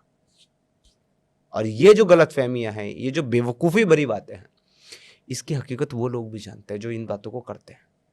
लेकिन बस उनको अपना पॉलिटिकल एजेंडा सीधा करना है, लोगों को बेवकूफ बनाकर। नहीं, एक तो ये पॉलिटिकल एजेंडा हो गया। दूसरी तरफ अगर असम के मुख्यमंत्री ये कहते हैं, हिमंता बिस्वा शर्मा, कि 2040 तक असम मुस्लिम बहुल राज्य हो जाएगा, हम इसे डिले तो कर सकते हैं लेकिन रोक नहीं सकते।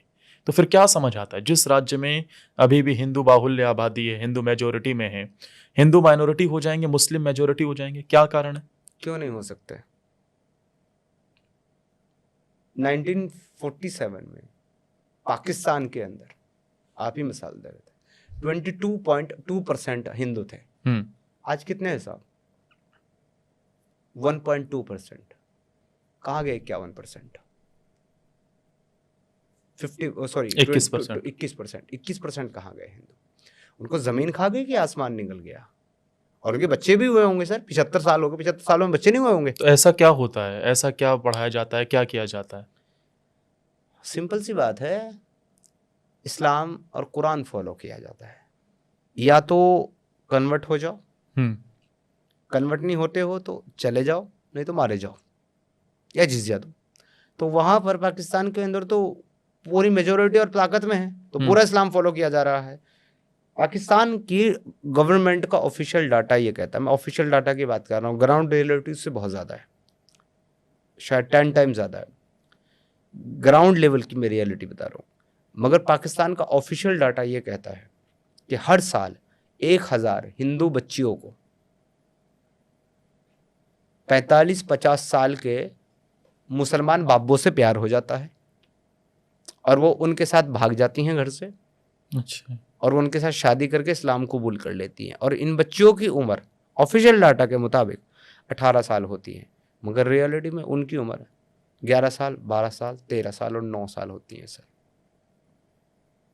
उनके माँ बाप कोर्ट में जाकर के केस तक नहीं कर सकते।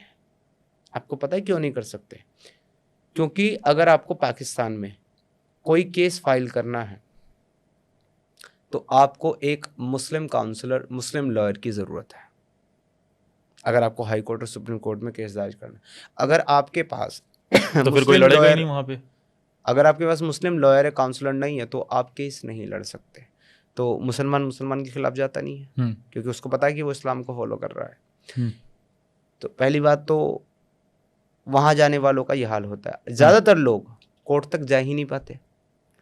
और अगर किसी वजह से कोई मुसलमान इंसानियत के नाते, पैसे के नाते, किसी भी रीजन के नाते कोई लॉयर अगर मुसलमान केस लड़ने के लिए तैयार भी हो जाए, तो उन माँ बाप के ज़िंदगी के 15-20 साल तो ये साबित करने में लग जाते हैं कि उनकी बच्ची 11 साल की थी, 18 साल की नहीं।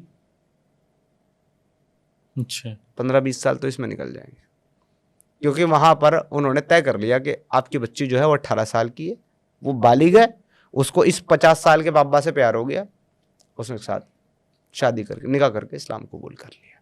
ये ऑफिशियल आंकड़ा है सर, ऑफिशियल पाकिस्तानी गवर्नमेंट का। रियलिटी है 10,000 बच्चियां हर साल, 10 टाइम्स ऐसे होता है। लोगों को मजबूर किया जाता है। कुरान के अंदर एक टर्म है 929 में कि जब तक तुम लोगों के साथ जंग करते रहो, जब तक वो ईमान ना लाए, मुसलमान ना बने या इस्लाम को कबूल ना कर लें, और या फिर उनसे आप जिजिया हासिल करो कि वो अपने हाथों से जिजिया दें, वहुम सागिरून, सागिर बन के, छोटे बनकर। अच्छा। तो जिजिया जो है ना, वो अपने आप में एक बहुत बड़ा दाग है दुनिया के ऊपर कि आप इस्लाम कबूल नहीं करें, इस्लामिक अल्लाह को नहीं मान रहे, तो आपको जिजिया देना पड़ेगा।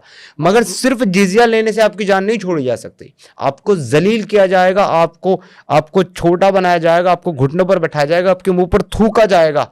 हर वो कोशिश की जाएगी जिससे आप छोटा, गिरा हुआ और गंदा और घिनौना फील करो जिजिया देते हुए, ताकि आप इस सबसे परेशान होकर के मुसलमान बन जाओ।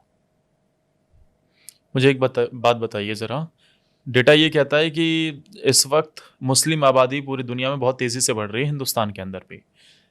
क्या कारण है इसके पीछे का रीजन? क्योंकि बच्चे अल्लाह की देन है और 4-4 शादियां करना आपका हक है, बस इस वजह से बढ़ रही है।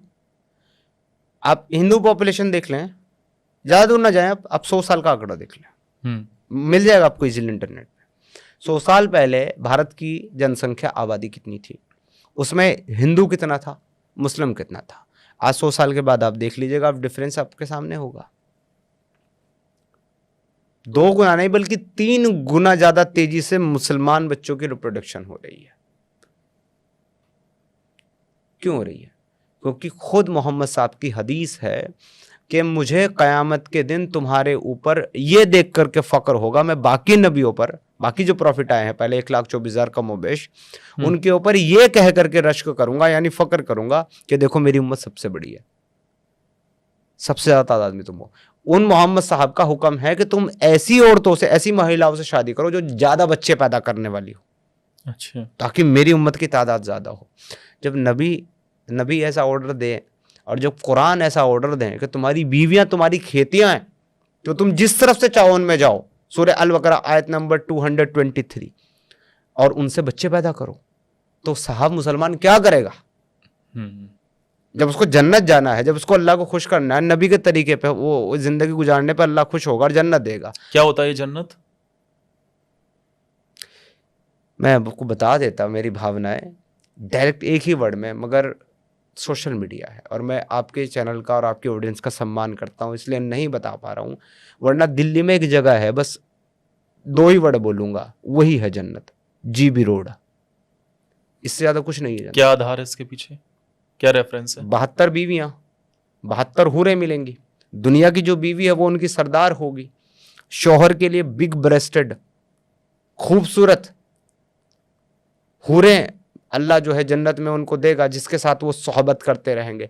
एक बार वो सोहबत करना शुरू करेगा तो 70,000 साल तक सोहबत करता रहेगा, यानी कि उसके साथ इंटरकोर्स करता रहेगा एक के साथ। फिर दूसरी हूर आकर के कंधे पे हाथ रख देगी, मेरे आका मैं भी तो हूं, मेरा भी तो हक है, दूसरी के साथ लग जाएगा। वहां पर खाना होगा, शराब होगी, मौज मस्तियां होगी, कोई काम नहीं होगा, मौत नहीं आएगी, बुढ़ापा नहीं आएगा। 72-73 बीवियां आपके पास, बस यही सब काम तो करना लेकिन है। शराब तो हराम है ना इस्लाम में? लेकिन जन्नत में हलाल है। यहां नहीं पिया आपने, उसका बदले में अल्लाह खुश होकर के आपको शराब पिलाएगा। जन्नत में आपको वही सारी चीजें मिलेंगी। एक चीज आप ध्यान रखें, आप कहीं भी देख लीजिएगा, कोई जन्नत में आपको वही सारी चीजें मिलेंगी जिनको इस्लाम दुनिया में बुरा कहता है, एक चीज। और जन्नत में आपको वही सारी चीजें मिलेंगी जो उस वक्त अरब की सरजमीन और उसके आसपास मौजूद थी जहां मोहम्मद साहब पैदा हुए। अरब में आपको जन्नत में आपको मैंगो मिलेगा, केला, खजूर मिलेंगे, आम नहीं मिलेगा, जिक्र ही नहीं है, क्योंकि आम था ही नहीं अरब में। तो आप अरब का जिक्र कर रहे हैं, अरब के मुसलमान और हिंदुस्तान के मुसलमानों में क्या अंतर है? आका और गुलाम में जो फर्क होता है वही। आका कौन है? अरबी, और गुलाम हिंदुस्तान के मुसलमान। ज़ॉम्बी गुलाम है बेचारे। ऐसा क्यों? क्योंकि मानते हैं अपना आका उनको। अरबी जहनी गुलाम है। कुरान किस में? अरबी ज़बान में। नमाज किस में पढ़ते हैं? ये अरबी ज़बान में। अजान किस में देते हैं? अरबी ज़बान में। कलमा किस में पढ़ते हैं? अरबी ज़बान में। हम हिंदुस्तानी हैं, हम भारतीय हैं, पाकिस्तानी हैं, बांग्लादेशी हैं, एशियन हैं, हमारी तो ज़बान अरबी नहीं है। इनसे कहो कि सिर्फ अपना कलमा अपनी ज़बान में पढ़ लो, इनसे कहो कि अपनी अजान तो कम से कम अपनी ज़बान में दे दो, अपनी नमाज अपनी ज़बान में पढ़ लो, ये नहीं देंगे। ये उसी तरीके से पढ़ेंगे। आऊज़ु बिल्लाहि मिनश शैतानिर रजीम, बिस्मिल्लाहिर रहमानिर रहीम, अल्हम्दुलिल्लाहि रब्बिल आलमीन अर्रहमानिर रहीम मालिक यौमिद्दीन। इनसे पूछ लो क्या पढ़ रहे हो, तो पता नहीं है इनको। 95 नहीं बल्कि 97-8% मुसलमानों को ये पता ही नहीं है कि अजान में मुल्ला क्या कह रहा है, जिसके बाद वो मस्जिद की तरफ नमाज पढ़ने जाता है, और नमाज में वो जो पढ़ रहा है उसका मतलब क्या है। क्योंकि उसने कभी साहब अपने लिटरेचर को, अपने स्क्रिप्चर को अपनी समझने वाली लैंग्वेज में पढ़ा ही नहीं है। उसने तो रट्टा मारा है अरबी गुलाम बन करके, जहनी गुलाम बन करके। और इनकी हालत, पाकिस्तान के मुसलमान हो, बांग्लादेश के मुसलमान हो, चाहे भारत का मुसलमान हो, इनकी मिसाल केतली की है। केटल जो होती है ना चाय की, ये वो केटल है, और चाय है अरबी लोग। अच्छा। वो चाय ठंडी हो गई, मगर ये केतली अभी तक गर्म है। हाँ, ये सवाल इसलिए भी उठता है ना, क्योंकि हम देख रहे हैं कि दुबई वगैरह आप देखिए, वो सब अपने आप को, जबकि वहाँ बड़ी तादाद में मुस्लिम लोग रहते हैं, लेकिन वहाँ पर महिलाएं गाड़ी भी चला रही हैं, महिलाएं सारे काम कर रही हैं, हर तरीके की चीज़ें आपको वहाँ नजर आएगी। शराब खाने खुल गए हैं अब। हाँ, तो फैशन शो हो रहे हैं, कॉन्सर्ट हो रहे हैं, सिंगिंग हो रही है, महिला को ड्राइविंग लाइसेंस दिया जा रहा है, काम करने की इजाज़त दी जा रही है। लेकिन भारत पाकिस्तान और बांग्लादेश के मुसलमानों का क्या, इनके मौलवी मुल्लाओं का क्या? ये तो आज भी बैठ करके फतवे दे रहे हैं। किसको फतवे दे रहे हैं? MBS को। मोहम्मद बिन सलमान क्राउन प्रिंस जो है फिलहाल सऊदी अरब के, उसके बारे में ये फतवे देते हैं, पाकिस्तान और हिंदुस्तान से कहते हैं कि ये यहूदी की औलाद है, अच्छा, ये इस्लाम का दुश्मन है। आपको आया कभी फतवा? मुझे फतवों से कोई टेंशन नहीं, मैं इतने फतवों को इतना सीरियसली नहीं लेता साहब। मेरे तो कत्ल के फरमान और मेरे कत्ल के लिए खुतबे और फतवे और ये गाली गलौज, ये सब बहुत कॉमन है, बहुत कॉमन। आप सिर्फ #एक्स-मुस्लिम समीर यूट्यूब पे जाके डालो, आपको कितने ही मुल्ला मौलवियों की गालियाँ, फतवे, फरमान आपको दुनिया भर के मिलेंगे मेरे बारे। अगर आपके तर्कों के आधार पर कोई मुल्ला मौलवी आपको चैलेंज देता है तो क्या आप वो एक्सेप्ट करेंगे डिबेट के लिए? अगर सिर्फ वो एक्सेप्ट कर लेता है ना कि मैं डिबेट करने के लिए तैयार हूँ और मैं गलत साबित करने के लिए तैयार हूँ, एक्स-मुस्लिम समीर की बात इस्लाम, मैं इतने पे ही इस्लाम कबूल कर लूँगा, सिर्फ वो तैयार हो जाए। अच्छा, अभी भी मतलब अगर आपको कोई गलत ठहरा दे तो आपका इस्लाम यानी घर वापसी आप कर सकते हैं? देखिए सर, बात ऐसी है, ये स्टैंड जो है मेरा इस्लाम छोड़ने के 5 साल तक था। 2018 में इस्लाम छोड़ा, 23 तक था ही कि मुझे कोई मेरे सवालों के जवाब दे दे तो मैं वापसी कर लूँगा, वापस कलमा पढ़ लूँगा। जवाब नहीं मिला आपको? लेकिन जब मैं ये सुनिश्चित कर चुका कि इस्लाम में मेरे इन एतराज़ों का कोई जवाब नहीं, क्योंकि मेरे ये एतराज़ ही इस्लाम है, जब मैंने सुनिश्चित कर लिया, उस दिन मैंने घर वापसी कर ली। मैंने सनातन में घर वापसी कर ली और मैंने ये मान लिया कि बस सदा के लिए मेरा जो रास्ता है, मेरा जो पंथ है, वो सनातन है। तो मैं अब उन एक्स-मुस्लिम की लिस्ट में नहीं हूँ जो ये कहते हैं कि मुझे इस्लाम पे कन्विंस कर लो, मैं वापसी कर लूँगा। मैं कभी नहीं करूँगा।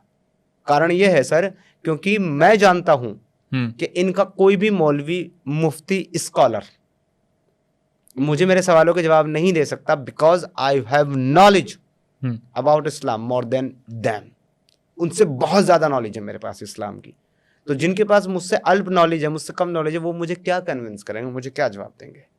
लेकिन फिर भी अगर किसी को ये गलतफहमी हो गई है कि भाई उसको इस्लाम की ज़्यादा नॉलेज है, जानकारी, और मैं जो समझता हूँ इस्लाम के बारे में वो गलत है, या मेरी नॉलेज, मेरी जानकारी गलत है, तो सर वो शौक़ पूरा कर सकता है, मैं उसका शौक़ पूरा कर दूंगा। लेकिन शर्त यही है कि अगर वो साबित नहीं कर पाया दलील के साथ, तर्कों के साथ, तथ्यों के साथ कि इस्लाम सही है और मैं गलत हूँ, तो उसको सर इस्लाम छोड़ना पड़ेगा। क्या आप भी कभी 5 बार के नमाजी थे? और ये 5 बार नमाज मैं 10 बार का नमाजी था, क्योंकि लोग आमतौर पर 5 वक्त की नमाजें पढ़ते हैं, फर्ज नमाजें, सुबह फजर, फिर जोहर, उसके बाद असर, फिर मगरिब और फिर ईशा। मैं इसके अलावा 5 नमाजें और पढ़ता था।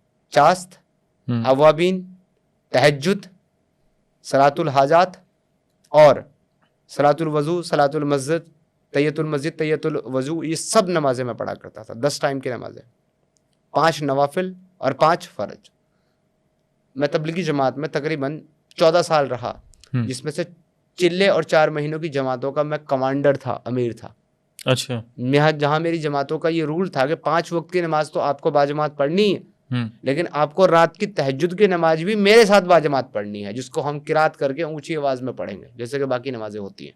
क्या भूमिका थी एक तबलीगी जमात के कमांडर होने के नाते आपकी? क्या करना होता था? पूरी टीम को, जो 10, 12, 15 लोगों की जो जमात है, उसको लेकर के चलना, उनको गाइडेंस गाइड करना, उनको ऑर्डर देना, उनको अलग अलग काम के लिए मुंतखब करना। जैसे किसी की खिदमत है तो वो खुद खिदमत के लिए तय करना, किसी का असर के नमाज के बाद जो है किसी को बात करनी है, जोहर की नमाज के बाद किसी को बात करनी है, किसी को तश्कीली बात करनी है, उमूमी बात करनी है, गश्त के आदाब फ़ज़ाइल बताने, वो सब तय करना, ये सब हमारी जिम्मेदारी थी। मतलब पूरा निज़ाम सेटअप करना एक तरीके से, और सबको उनकी ड्यूटीज़ डिस्ट्रीब्यूट करना, और फिर उनको लेकर के चलना साथ में। ये कमांडर की ड्यूटी होती है, हमारी भी वही थी। इसके अलावा मेहनत करना, मस्जिदों में जा कर के, मोहल्ले में जा कर के लोगों से मिलना जुलना, बातें करना, और वहाँ से कम 1 या 2 जमात इकट्ठी करके चिल्ले 4 महीने की निकालना, ताकि वो भी हमारी तरह निकलें ऐसे आगे जा। मदरसे में क्या कट्टरता पढ़ाई जाती है? मदरसे में कुरान और हदीस पढ़ाई जाती है। और क्या इसके अंदर कट्टरता का पाठ है? नहीं, इसके अंदर कट्टरता का सपोर्ट नहीं है। इसके अंदर जो है कट्टरता कैसे पैदा करनी है और कट्टर कैसे होना है वो बताया गया। एक व्यक्ति ने मुझसे पूछा कि क्या इस्लाम टेररिज्म को सपोर्ट करता है। मैं उस कॉन्सेप्ट में आपको जवाब दे रहा हूँ कि क्या इस्लाम टेररिज्म को सपोर्ट करता है। मैंने कहा बिल्कुल नहीं, इस्लाम टेररिज्म को सपोर्ट नहीं करता, इस्लाम टेररिज्म को पैदा करता है। वैसे ही कट्टरता इसमें पढ़ाई नहीं जाती, बल्कि कट्टर कैसे बनना है और समाज को कट्टर कैसे बनाना है ये बताया जाता है। कभी आपने हलाला किया है? नहीं, मैंने तो कभी नहीं किया। हाँ, लेकिन बहुत सारे मौलवी मुफ्ती वो सब हलाला करते हैं। क्या होता है हलाला? हलाला का मतलब ये है कि समीर भाई आपने एक हलाल शब्द का यूज किया और एक हलाला, जी, दोनों में क्या अंतर है और क्या होता है हलाला भी बताइए। देखिए, हलाल तो वो है जो इस्लाम में करना अलाउड है। अच्छा, जो परमिसिबल थिंग है वो हलाल है। खाने की चीज़ हो या करने की चीज़ हो या पहनने की चीज़ हो या बोलने की चीज़ हो, वो सब हलाल है जो इस्लाम में परमिसिबल है। जो इस्लाम में परमिसिबल नहीं है, जो फॉरबिडन है, वो हराम है। तो ये दो हो गए, हलाल और हराम। लेकिन हलाला जो है वो भी एक तरीके से हलाल का ही रूट वर्ड है कि आप हलाल करने के लिए किसी चीज़ को जो कि अब आपके लिए हराम है, उसको हलाल करने के लिए आप हलाला करते हो। यानी आपकी बीवी जिसको अगर आपने एक तलाक दी होती, एक बार तलाक बोला होता, तो आप उसको वापस अपने साथ रख सकते थे, आप उसके साथ इंटरकोर्स करते, वो वापस आपकी बीवी बन जाती। 2 बार आपने उसको तलाक दी तो आप दोबारा निकाह करके उसको अपने पास रख सकते थे, अपनी बीवी बना सकते थे। अगर आपने 3 बार उसको तलाक दे दी तो अब आप ना तो उसको डायरेक्ट रख सकते हैं ना निकाह करके रख सकते हैं। तो इस हिसाब से वो आपके ऊपर हराम हो गई। अब उसको वापस हलाल कैसे किया जा सकता है? तो जब तक वो किसी दूसरे आदमी से शादी करके उसके साथ रात ना गुजार ले और सेटिस्फाइड सेक्सुअल रिलेशनशिप बिल्ड ना कर ले दोनों, तब तक वो उसको फिर तलाक ना दे दे, तब तक वो पहले शौहर के लिए हलाल नहीं। तो अब कोई दूसरा आदमी उससे शादी करे, वो उसके साथ सेक्सुअल इंटरकोर्स करे, कंप्लीट सेटिस्फाइड, उसके बाद अगर वो उसको तलाक देता है तो फिर पहला शौहर उसके साथ शादी कर सकता है। तो इसको जो है एक तरीके से, कुछ तो इस्लाम में था ही गलत, गंदगी थी, इसको जो है अब एक तरीके से बिजनेस बना दिया गया। इसको एक तरीके से जो है ना एक प्रथा बना दी गई कि अब किसी ने भी गुस्से में अपनी बीवी को तलाक दे दिया, मौलवी आया जाता है अपना पोथी लेकर फरमान सुनाने कि भाई ये तो हराम हो गई, अब हलाला होगा, लिहाजा तुम इसकी किसी और से शादी कराओ, वो इसके साथ रात को हम बिस्तरी करेगा, सुबह से तलाक देगा, फिर ये इद्दत करेगी, फिर तुमसे शादी करेगी। तो सब इसको ये कहते हैं हलाला। हिजाब इस्लाम में महिलाओं के लिए जो पर्दा बुर्का होता है, क्या ये धार्मिक उपदेश है या फिर सामाजिक नियंत्रण है? ये जो है, आप पहले हिजाब के रिवील होने के पीछे का रीजन आप देखिए क्या है। जो रियासत मदीना है वो कायम हो चुकी है, यानी कि मुसलमान जो है उन्होंने मदीना को पूरी तरीके से कॉन्करर कर लिया, मक्का भी कॉन्करर कर लिया और उनका अरब के ऊपर राज चल रहा है। अब वहाँ पर उमर जो है, जो मोहम्मद का ससुर भी है, मोहम्मद साहब का, और उनका कंपेनियन, उनका साहबा भी है और दूसरा खलीफा भी है इस्लाम का, अमीरुल मोमिनीन।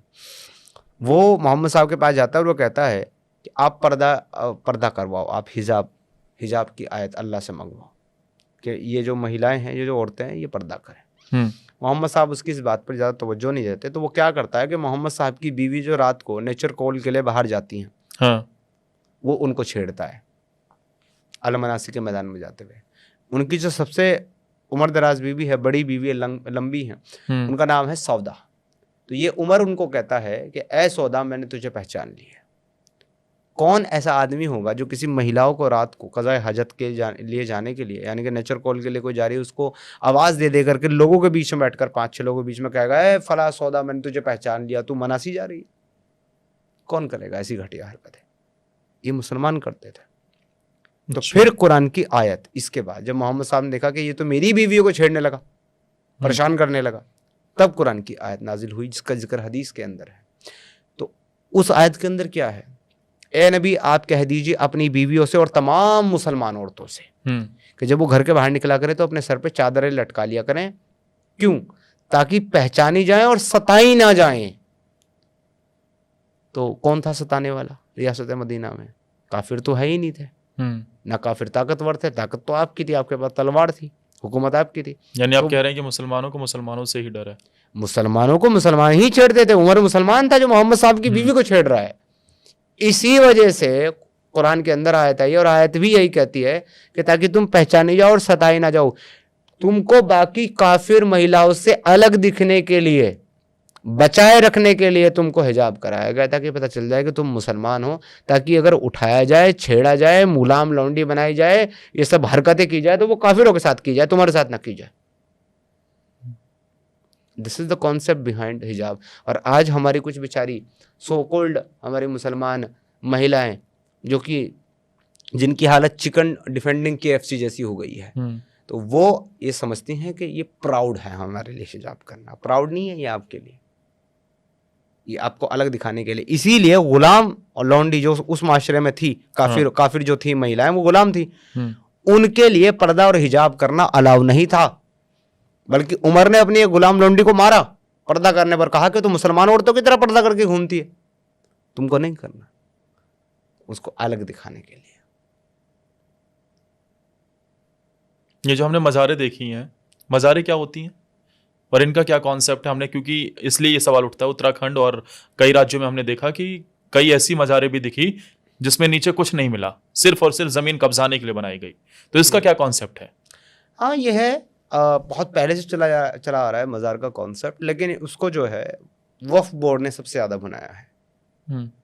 सुन्नी वक्फ बोर्ड जो है उसने सबसे ज़्यादा बनाया। कैसे बनाया कि जो ज़मीन वक्फ बोर्ड को कब्जानी होती थी, तो उसमें सबसे पहले तो ये था कि वक्फ बाय ऑनर का कॉन्सेप्ट था कि किसी आदमी ने, मालिक ने, उसकी कोई संतान नहीं है, उसने वो वक्फ कर दी ज़मीन, तो वो हो गई। लेकिन बाद में इन्होंने एक और चीज़ ऐड ऑन कर दी इसके अंदर, वो थी वक्फ बाय यूज़र।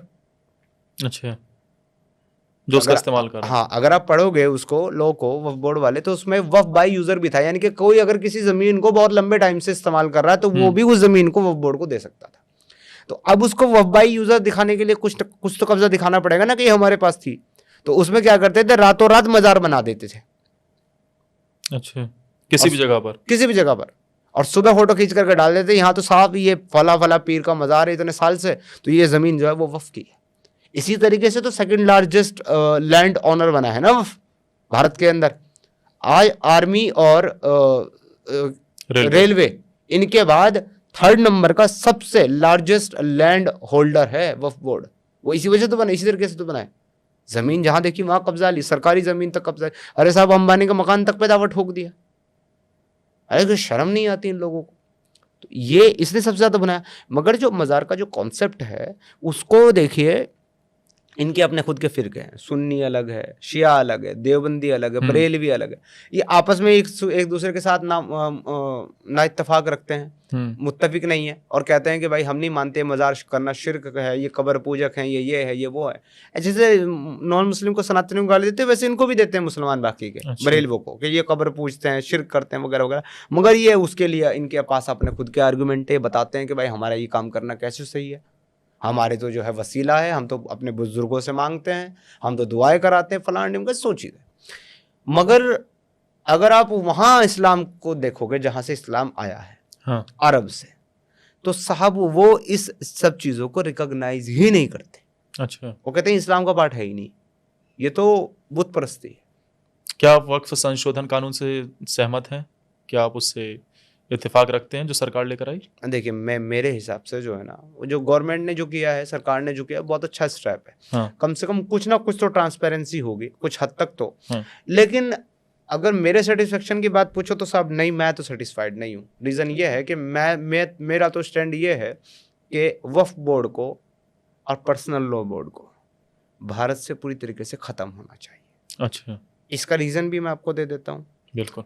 भारत एक सेक्युलर स्टेट है कि नहीं है सर? बिल्कुल है। तो जब भारत एक सेक्युलर स्टेट है जिसका किसी मजहब, किसी रिलीजन से कोई लेना देना नहीं है, तो फिर हमारे भारत के कॉन्स्टिट्यूशन में पर्सनल लॉ बोर्ड, वक्फ बोर्ड क्या कर रहा है? ये तो सीधा सीधा वायलेशन है ना सेक्युलरिज्म का। आप खुद को सेक्युलर स्टेट भी कहते हैं और आपने मजहबी बिहाफ पर कानून भी बना रखे और आप उनको आइडेंटिफाई भी करते हैं। ये तो दोगलापन हुआ ना, ये कहाँ का सेकुलर स्टेट हुआ?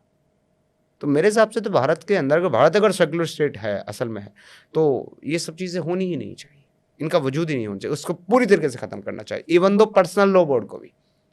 इसीलिए वो वन नेशन वन लॉ का जो कॉन्सेप्ट है, मैं उसको पूरी तरीके से सपोर्ट करता हूँ। सबके लिए एक लॉ होना चाहिए। शादी करो तो तुम्हारा एक तरिका होना चाहिए, तुम्हें रिचुअल्स करने करो, तुम्हें मौलवी से पढ़ाना है निकाह पढ़वाओ, तुम्हें पंडित जी से फेर लेने हैं लो, लेकिन शादी को रजिस्ट्रार के सामने रजिस्टर करो। डाइवोर्स लेना है तो कानूनी तौर से कोर्ट में लो। तो ये लॉ सबके लिए बराबर बनने चाहिए। ये नहीं कि मेरी जब मर्जी मैंने तब निकाह कर लिया, मेरी जब मर्जी मैंने तलाक तलाक कह करके घर से बाहर निकाल दिया। तो ये जो मजे हैं ना, ये जो आज़ादी है, ये छिन जाएगी मुसलमानों की। इसीलिए उसका सबसे ज्यादा विरोध मुसलमान करता है ऐसे कानूनों को। आखिर में हम कुछ रैपिड फायर राउंड है, कुछ छोटे छोटे सवाल लेंगे, आप जल्दी से जवाब दीजिएगा ना। अगर आज आप अल्लाह के सामने खड़े होकर एक सवाल पूछते तो वो क्या होता? तूने काफिर क्यों बनाया? समीर या सिद्धार्थ, कौन ज्यादा असली चेहरा? सिद्धार्थ। कुरान या गीता, किसमें सोचने की आजादी है? कंपैरिजन नहीं हो सकता। मेरे हिसाब से कंपैरिजन ही गलत है। ऐसा है जैसा आप किसी महापुरुष की जो है किसी नाली में पड़े हुए बेवड़े शराबी से कंपैरिजन करने लगे।